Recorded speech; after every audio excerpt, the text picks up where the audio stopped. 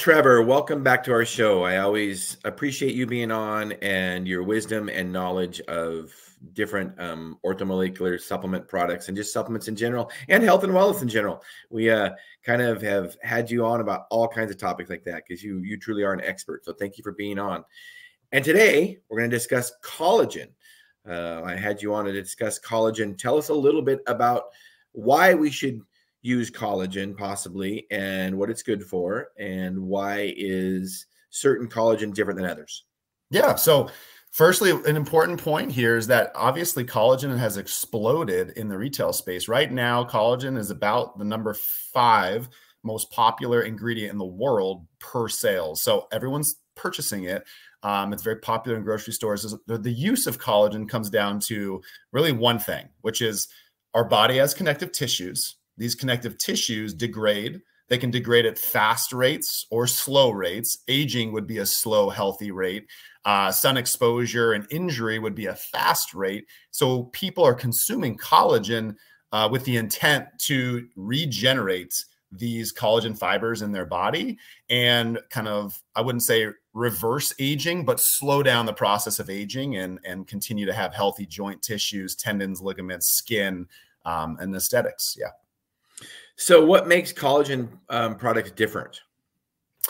The biggest difference between collagen products is it is a hard raw material to absorb. So right now, if you use a collagen protein, it is a very large molecular weight, and that molecular weight in the scientific data has to be below 15 kilodaltons. And so what that means is that a lot of collagen products just contain these highly unabsorbable collagen proteins that have very little clinical relevance, but they're very popular at the grocery store or on Amazon. So what you should be looking for is 3 things.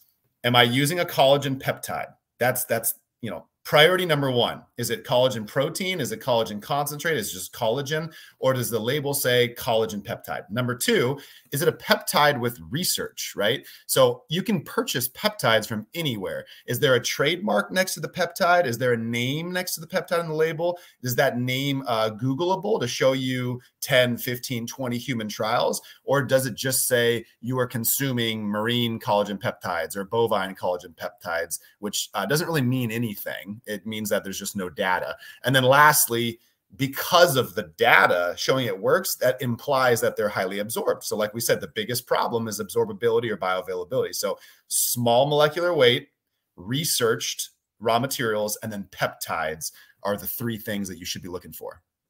Awesome. Now, one of the questions I get from people is they don't like taking powders necessarily. They want to take it in a capsule. Can you explain why normally it's very difficult to put collagen in a capsule or to get the right dose that way? Right. So it ultimately comes down to the dilemma of therapeutic dosing, right? We are asked often, do you have a liquid version of this? Do you have a capsule version of this?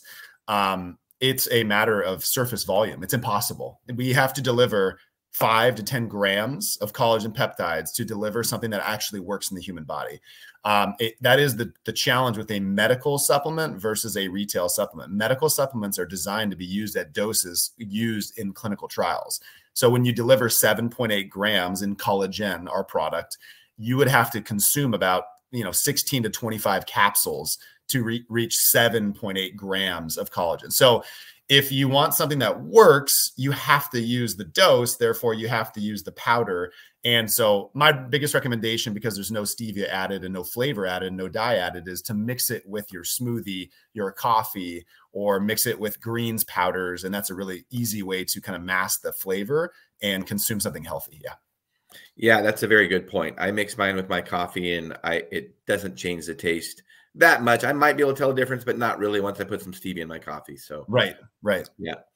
So do you have some graphs or something you can show us on some actual data? Yes. Yeah. So here's an illustration. There's 2 things I'd like to show, but this is an illustration of, you got a lot happening here, but health and nutrition related aspects of collagen proteins. Now we have to remember proteins are large and then they're highly refined down into peptides. People have to understand that a peptide is just amino acids connected, right? A peptide is a signal. And so in the data right here, what we want to focus on is the bottom 3: joint health, bone health, and beauty. You'll notice that collagen has no research. If you transition along, gelatin is where the source of collagen is, to collagen peptides, significant research on regenerating cartilage, bone structure, and skin health, and hair and nails. So what you're looking at is you have to basically X out of your priority chain, number 1 and number 2, and say, look, there's no data on this, so I should be using collagen peptides. So that is the first graphic I want to bring light to, is that if you want to use collagen that works, you need to be utilizing peptides, and especially peptides that have data on them. The second illustration is going to be the solubility. So whether or not it actually absorbs. So I'm going to pull that up right now.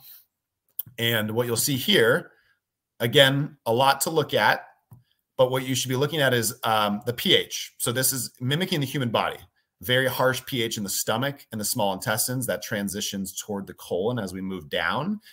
And then you're looking at different types of protein sources. And all you really need to take away from this is that, number 1, this category that is clear, those are collagen peptides that are used in our collagen, type 2 collagen peptides that are soluble in different acidic solutions, which are obviously a mix of, water and acidity. But as you transition into protein sources that are larger in molecular weight, the absorption is far less.